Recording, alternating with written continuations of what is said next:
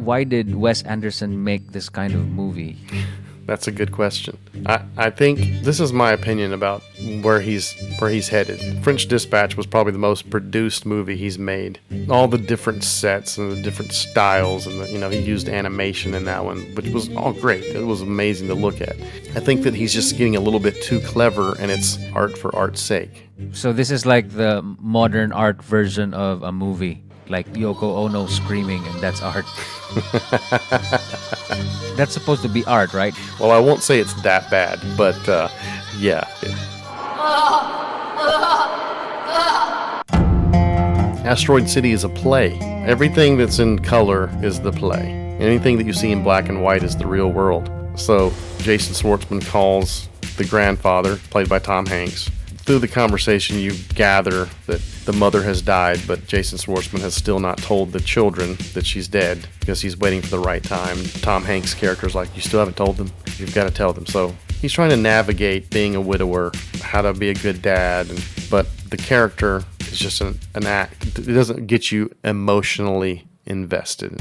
I mean, that's the whole point. We watch a movie, you want to feel something. You want to connect to the characters, and there's really nothing to connect to. There's all these kids that are in town for this space cadet thing because an asteroid has hit the town of Asteroid City. That's why it's called Asteroid City. There's a big crater where an asteroid had hit there, and so these people have come to gather with their children. So you have some great character actors, Hope Davis, Steve Carell, Jeffrey Hunter plays a general.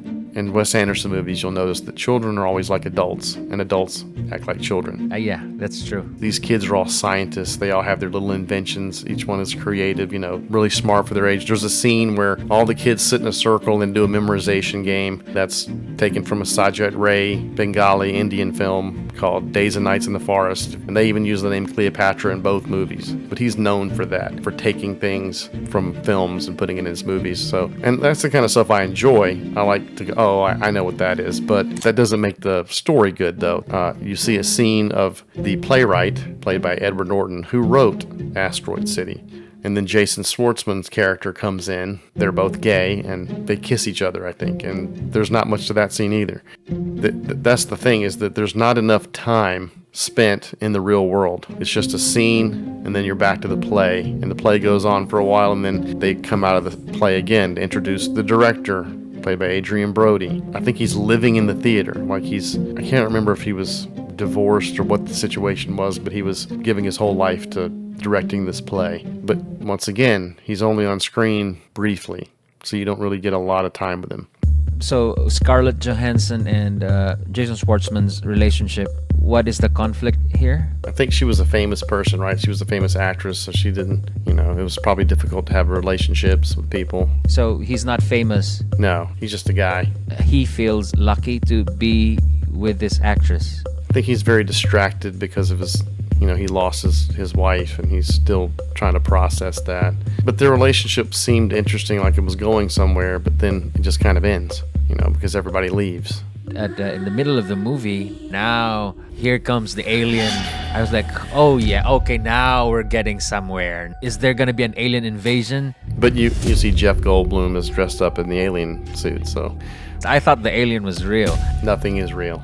Then you see a sequence where all the actors are in acting class as themselves, not as the characters in the Asteroid City play. Then Willem Dafoe shows up. He's like the teacher, and he tells them all to pretend to be asleep. It's an acting exercise, you think. But then they say, you can't wake up if you never go to sleep. They start to repeat this line. They chant it. It's like they're making it a big point of emphasis. Is that the point of the movie? Is that what he's trying to say? And if that is the point, what is he saying? Is the play supposed to be like, a dream, like you're sleeping? Because what you notice that the way the movie ends, it ends inside the play. It doesn't end in the black and white. Everybody drives away and the credits come down. So is that supposed to be real now? Is that the real world? None of these questions are answered. If you're in Broadway, you're in Hollywood, you're in showbiz, that's who this movie is for, I guess, because it's all about acting and the process of acting. And look at us, we're acting. And look at this writing that we did, But that's why it just feels very masturbatory and self-indulgent. Like it's just like,